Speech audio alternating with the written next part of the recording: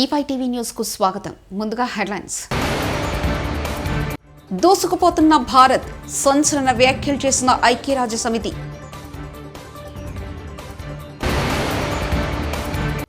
పదిహేను మంది ఇండియన్స్ తో ప్రయాణిస్తున్న షిప్ హైజాక్.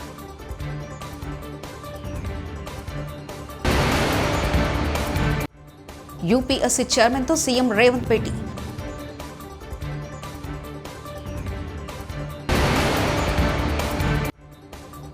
లబ్ధిదారులెవరూ సంక్షేమ పథకాలు మిస్ కావద్దు, సీఎం జగన్.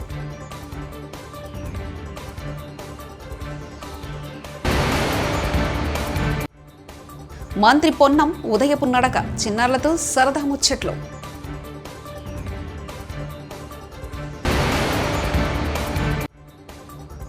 తిరుమల శ్రీవారి సేవలో నటి జాన్వీ కపూర్.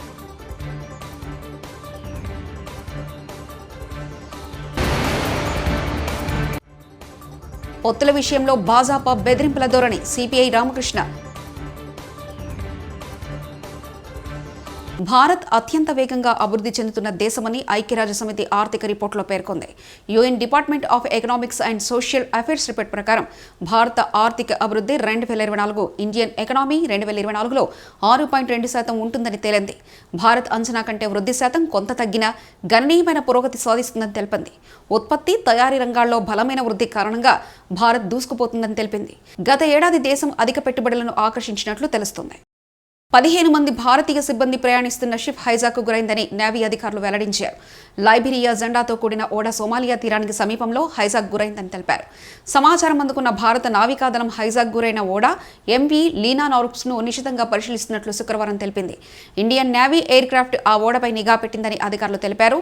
దీంతో పాటు ఆ సిబ్బందితో కమ్యూనికేషన్ కోసం ప్రయత్నిస్తున్నట్లు ఓ సైనిక అధికారి తెలిపారు.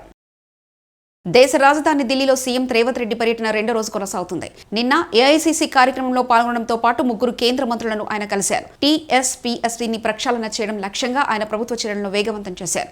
ఈరోజు శుక్రవారం ఉదయం 11 గంటలకు యూపీఎస్సీ చైర్మన్ డాక్టర్ మనోజ్ సోనిని రేవంత్ రెడ్డి, మంత్రి ఉత్తమ్ కుమార్ రెడ్డి, సీఎస్ శాంతికుమారి మరికొందరు ఉన్నతాధికారులు కలిశారు.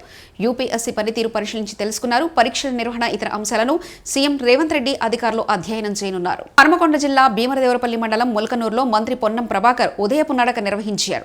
ప్రజలను పలకరించి వారి సమస్యలు అడిగి తెలుసుకున్నారు. రోడ్డు పక్కనే ఉన్న హోటల్లో టిఫిన్ చేశారు. చిన్నారులకు శాల్వా కప్పి సరదాగా మాట్లాడారు.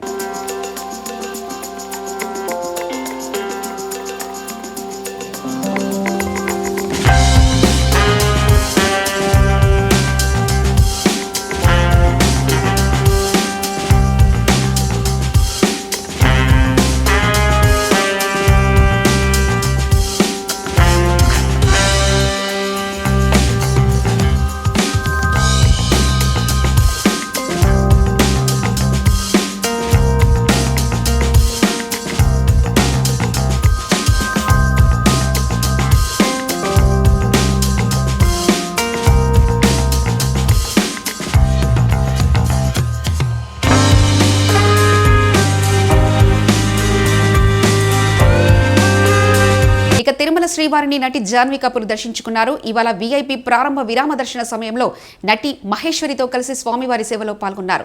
తిరుమల తిరుపతి దేవస్థాన అధికారులు వారికి స్వాగతం పలికి దర్శన ఏర్పాట్లు చేశారు. దర్శన అనంతరం రంగనాయకుల మండపంలో పండితుల ఆశీర్వచనం చేసి స్వామివారి తీర్థ ప్రసాదాలను అందజేశారు.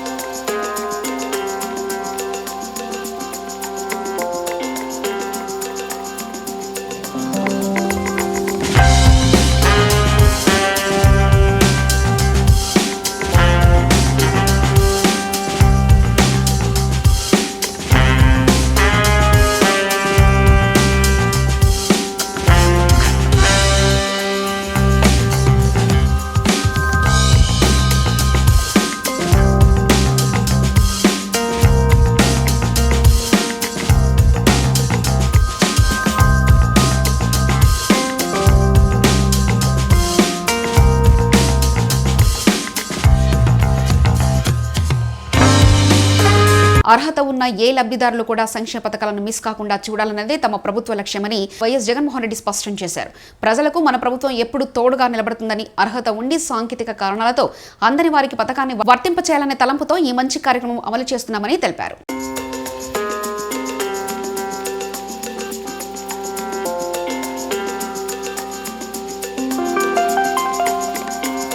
2021 డిసెంబర్లో ఈ కార్యక్రమం మొదలుపెట్టినప్పటి నుంచి ఇవాళ మనం చేసే ఈ కార్యక్రమం ప్రతి 6 నెలలకు ఒకసారి జరిగిస్తూ ఉన్నాం. ఈరోజు మనం చేసేది 5వ సారి ఈ కార్యక్రమం జరిగిస్తూ ఉన్నాం. ఈ 5 పర్యాయాలను కూడా ఒకసారి లెక్కలేకేసుకుంటే దాదాపుగా 1700 కోట్ల రూపాయలు అదర్వైజ్ అర్హత ఉండి పొరపాటున ఏ కారణం చేతైనా కూడా మిస్ అవుట్ అయిపోయిన బెనిఫిషరీస్కు మళ్ళీ తోడుగా ఉంటూ నిలబడుతూ వారి పక్షాన మళ్ళీ వారికి అందజేసే కార్యక్రమంలో భాగంగా జరిగింది. ఈరోజు ఇందులో భాగంగా దాదాపుగా వివిధ పథకాలకు సంబంధించి దాదాపుగా 68,990 మందికి వివిధ పథకాల ద్వారా లబ్ధిని వాళ్లకు మళ్ళీ అందజేస్తూ దాదాపుగా 98 కోట్ల రూపాయలకు సంబంధించిన మొత్తాన్ని వాళ్ళ బ్యాంక్ అకౌంట్లలో వాళ్ళ చేతికి అందేట్టుగా చేస్తూ ఉన్నాం. ఈ అమ్మఒడి అనే కార్యక్రమం ద్వారా దాదాపుగా ఇంతకుముందు ఆ పథకం మనం తీసుకొచ్చినప్పుడు అప్పట్లో 42,62,000 మందికి అర్హత పొందారు. డబ్బులు వాళ్ళందరి ఖాతాల్లోకి కూడా పడడం జరిగింది. వేరియస్ కారణాల వల్ల అయితేనేమి మిస్ అవుట్ అయిపోయిన బెనిఫిషరీస్ మరో 40,616 మంది మిగిలిపోయి ఉంటే ఆ 42,62,000 మందికి మంచి జరిగింది. కానీ ఒక 40,000 మంది లెస్ దెన్ 1% ఫర్ వేరియస్ కారణాల వల్ల ఎవరైతే మిస్ అవుట్ అయిపోయినారో వాళ్ళందరికీ కూడా మళ్ళీ అప్లికేషన్ వాళ్ళు పెట్టుకోవడము, మళ్ళీ వెరిఫై చేయడము, వెరిఫికేషన్ ప్రాసెస్ కంప్లీట్ చేయడము చేసిన వాళ్లకు మళ్ళీ ఈరోజు 40,616 మందికి అమ్మఒడి ద్వారా మళ్ళీ వెనక్కి ఆ డబ్బులు మళ్ళీ వాళ్ళకు వచ్చేట్టుగా చేస్తూ ఉన్నాం. సిమిలర్లీ జగనన్న చేదోడు అనే కార్యక్రమంలో 3,25,000 మందికి అప్పట్లో మంచి జరిగింది. ఇప్పుడు మరో 15,000 మంది రకరకాల కారణాల చేత ఎవరైతే మిస్ అవుట్ అయిపోయి వాళ్ళ అప్లికేషన్ పెట్టుకోవడాలు మళ్ళీ వెరిఫికేషన్ పూర్తి చేసి వాళ్ళకి ఇస్తూ ఉన్నాం. ఈబీసీ నేస్తం ద్వారా మరో అప్పట్లో 4,40,000 మందికి మంచి జరిగింది. ఇప్పుడు మరో 4,180 మందికి మళ్ళీ ఈరోజు లబ్ధి జరిగిస్తూ ఉన్నాం. వైఎస్ఆర్ వాహన మిత్ర ద్వారా అప్పట్లో 2,80,000 మందికి దాదాపుగా అప్పట్లో మేలు జరిగింది. ఇప్పుడు మరో 3,030 మందికి మళ్ళీ ఆ పథకంలో ఈరోజు మంచి జరగబోతూ ఉంది. సిమిలర్లీ మత్స్యకార భరోసా ద్వారా అప్పట్లో 1,20,000 మందికి మంచి జరిగితే ఈరోజు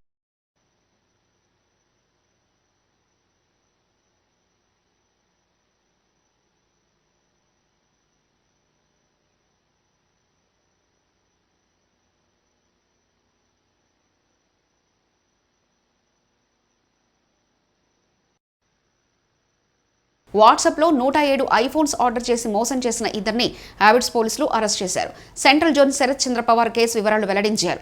నిందితుడు గుజరాత్కు చెందిన విజయ్, హైదరాబాద్ హ్యాబిట్స్ జగదీష్ మార్కెట్ చెందిన వ్యాపారికి వాట్సాప్లో 107 ఐఫోన్లు కావాలంటూ ఆగంతకులు ఆర్డర్ చేశారు. మొబైల్ ఫోన్లు పంపిన అనంతరం డెలివరీ అయ్యాక డబ్బులు ఇస్తామని గుజరాత్కు చెందిన వ్యక్తులు చెప్పారు. మొదటగా 5 లక్షల విలువైన మొబైల్స్ తీసుకుని డబ్బులు పే చేసి నమ్మించారు. ఎల్ఆర్ నంబర్ ఆధారంగా పే చేస్తామని నమ్మించారు. డబ్బులు రాకపోవడంతో హ్యాబిట్స్ పోలీసులకు బాధితుడు ఫిర్యాదు చేశారు. పోలీసులు కేసు నమోదు చేసుకుని దర్యాప్తు చేస్తున్నారు. ప్రత్యేక బృందం ఏర్పాటు చేసి గుజరాత్కు, సూరత్కు చెందిన నిందితుడు A2 నీరవ్ రాజును అరెస్ట్ చేశారు. A1 విపుల్ అలియాస్ విజయ్ పరారీలో ఉన్నారు. 64 లక్షల విలువ చేసే 102 ఐఫోన్లను పోలీసులు సీజ్ చేశారు. మరో 5 ఐఫోన్లు నిందితులు విక్రయించారని డీసీపీ వెల్లడించారు.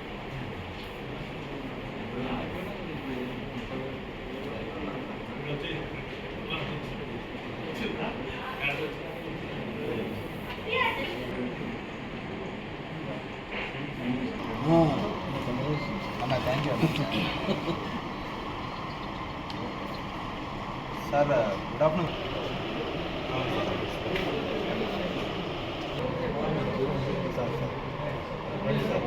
నేను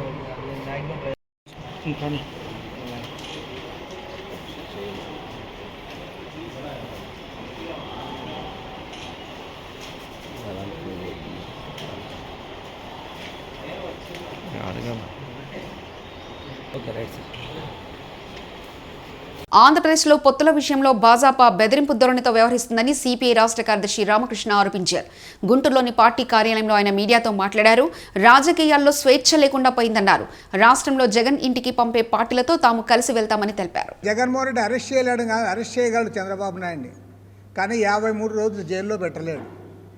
53 రోజుల పాటు చంద్రబాబు నాయుడిని జైల్లో పెట్టారంటే కేంద్రంలో అధికారంలో ఉన్న ప్రభుత్వం యొక్క సహకారంతోనే ఇద్దరు కలిసి మాట్లాడుకొని ఆయన్ని జైల్లో పెట్టారు. అక్రమంగా కేసులు పెట్టావు. నువ్వు ఏమాత్రం కూడా దానికి ఎవిడెన్స్ లేకుండానే 53 రోజులు జైల్లో పెట్టారంటే అది జగన్మోహన్ రెడ్డికి ఒక్కరికి చేత కాదు. జగన్మోహన్ రెడ్డి ముఖ్యమంత్రి అయ్యిండొచ్చు, కానీ ఒక బెయిల్ పైన ఉండే ముఖ్యమంత్రి అతను. కాబట్టి ఏమంటే కేంద్ర ప్రభుత్వము రాష్ట్ర ప్రభుత్వము కలిసి మాట్లాడుకొని, బీజేపీ నాయకులు వైఎస్ఆర్ పార్టీ నాయకులు కలిసి మాట్లాడుకొని జైల్లో పెట్టింది కాదని ఇప్పుడు చెప్పి వాళ్ళు తెలుగుదేశంతో మేము సర్దుబాటు చేసుకుంటాం, పొత్తు పెట్టుకుంటాం, అది కూడా బెదిరింపు ధోరణితో పొత్తు ఎందుకు మాట్లాడలే, మా అధిష్టానంతో మాట్లాడతారా లేదా మీరు అని బెదిరింపు ధోరణితో మాట్లాడుతూ ఉన్నారంటే అసలు రాజకీయాల్లో అంటే ఫ్రీడమ్ ఉందా లేదా అని నేను అడుగుతా ఉన్నా. వాళ్ళు ఏమంటారో వాళ్ళు పవన్ కళ్యాణ్ మాట్లాడేది మీరు మాట్లాడరా అని అంటున్నారంటే ఏమి, మీరు వచ్చి మా దగ్గర సాగిలపడండి అని చెప్తా అన్నారు. కాబట్టి ఏమంటే ఇవాళ రాజకీయాలు అంతకంతకు దిగజారిపోతూ ఉన్నాయి. ఆత్మగౌరవానికి ఇది పరీక్ష. తెలుగు ప్రజల ఆత్మగౌరవాన్ని పరిరక్షించడానికి పెట్టిన Telugu Desam party NT Rama Rao party, అలాంటి పార్టీని ఇవాళ బ్లాక్మెయిల్ చేసి చంద్రబాబు నాయుడు జైల్లో పెట్టి తర్వాత సుప్రీంకోర్టులో కేసు పైన జడ్జిమెంట్ రాకుండా దాన్ని ఆపి, క్లియర్గా తెలుసు 17A పైన జడ్జిమెంట్ వస్తే చంద్రబాబు నాయుడు ఫ్రీ బర్డ్గా తిరగొచ్చు ఆయన. కాబట్టి ఏమి జడ్జిమెంట్ ఎక్కడైనా జరిగిందా అని నేను అడుగుతా ఉన్నా. నీకు ఆర్గ్యుమెంట్స్ అయిపోయి 75 డేస్ అయిన తర్వాత కూడా ఎందుకు జడ్జిమెంట్ ఇవ్వకుండా ఆపుతా ఉన్నారు? సుప్రీంకోర్టులో జగన్మోహన్ రెడ్డి ఆపగలడా? జగన్మోహన్ రెడ్డికి చేత కాదు. బీజేపీ వాళ్ళే చేస్తూ ఉన్నారు ఇవన్నీ, మళ్ళీ ఇక్కడ నాటకం ఆడుతూ ఉన్నారు. కాబట్టి ఏమంటే దీన్ని రాష్ట్ర ప్రజలు గమనించాలి. పవన్ కళ్యాణ్ ముఖ్యమంత్రి కావాలని అభిమానులు ఇంతకుముందు అన్నారు, కానీ ఇప్పుడు అట్లా చెప్పలే కదా. ఆయన తెలుగుదేశం పార్టీతో సర్దుబాటు చేసుకుంటాను, మనకున్న సీట్లను బట్టి మనం మాట్లాడాలి, మనకున్న బలాన్ని బట్టి మాట్లాడాలని అతను ఇప్పుడు ప్రాక్టికల్గా ఆలోచిస్తూ అన్నాడు. దాన్నే మనం ఇప్పుడు తప్పుబట్టేకి లేదు. ఆయన ముఖ్యమంత్రి కానీ ఏం అనడంలే, ఈవెన్ మంత్రి అని కూడా అనలే. మా పార్టీ మొన్న మా సమావేశాల్లో మొన్న చర్చించాము. మా పార్టీ నారాయణ గారు కూడా హాజరయ్యారు. ఇవాళ రాష్ట్ర వ్యాప్తంగా ఈరోజు మేము ఫస్ట్ కూడా స్పష్టమైన అభిప్రాయంతో చెప్తా ఉన్నాము. కాంగ్రెస్ ప్రభుత్వం ఇచ్చిన మాట ప్రకారం 6 గ్యారెంటీలు 100 రోజుల్లోపే అమలు చేస్తుందని నాగార్జునసాగర్ శాసనసభ్యులు కొందరు జైవిరెడ్డి అన్నారు. గురువారం నాడు ఆయన నల్గొండ జిల్లా నాగార్జునసాగర్ నియోజకవర్గం గుర్రంపోడు మండలంలోని చేపూరు, తేనేపల్లి, పిట్టలగూడెం గ్రామాల్లో ప్రజాపాలన కార్యక్రమంలో పాల్గొని లబ్ధిదారుల దరఖాస్తులను స్వయంగా తీసుకున్నారు. ఈ సందర్భంగా ఆయన మాట్లాడుతూ ఇప్పటికే 6 గ్యారెంటీల పథకంలో మహిళలకు బస్సు ప్రయాణం, రాజీవ్ ఆరోగ్యశ్రీ అమలు చేశామని, మిగతావి కూడా త్వరలోనే అమలు చేస్తామని, దరఖాస్తుల సమయం ముగుస్తుందని, ప్రజలు ఎవరూ ఆందోళన చెందవద్దని, 6వ తేదీ తర్వాత కూడా పంచాయతీ కార్యదర్శులు దరఖాస్తులు స్వీకరిస్తారని తెలిపారు. ఈ కార్యక్రమంలో కాంగ్రెస్ మండల పార్టీ అధ్యక్షులు తగుల సర్వయ్య, వర్కింగ్ ప్రెసిడెంట్ సూదిని జగదీశ్వరరెడ్డి, జాలచిన సత్తయ్య, రాధాకృష్ణ పంతులు, చెనమల జగదీశ్వరరెడ్డి, మేడి వెంకన్న, బొమ్ము శ్రీను, కమతన్ జగదీశ్వరరెడ్డి, శివాజీ శర్మ, మారడి యాదగిరెడ్డి, చేపూరు సర్పంచ్ విజయ్, తేనపల్లి సర్పంచ్ ప్రతాప్ రెడ్డి, అధికారులు, కాంగ్రెస్ పార్టీ నాయకులు, గ్రామ ప్రజలు తదితరులు పాల్గొన్నారు.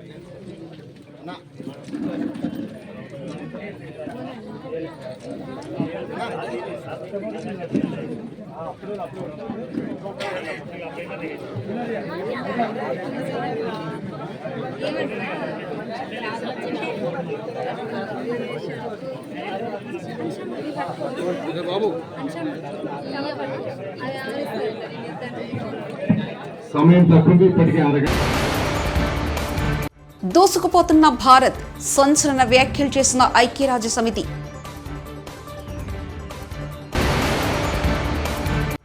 పదిహేను మంది ఇండియన్స్తో ప్రయాణిస్తున్న షిప్ హైజాక్.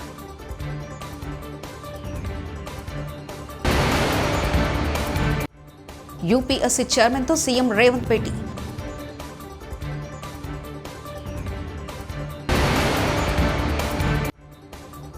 లబ్ధిదారులెవరూ సంక్షేమ పథకాలు మిస్ కావద్దు సీఎం జగన్.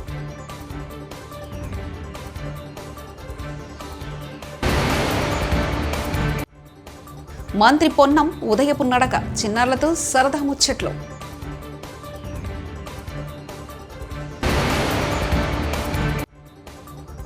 తిరుమల శ్రీవారి సేవలో నటి జాన్వీ కపూర్.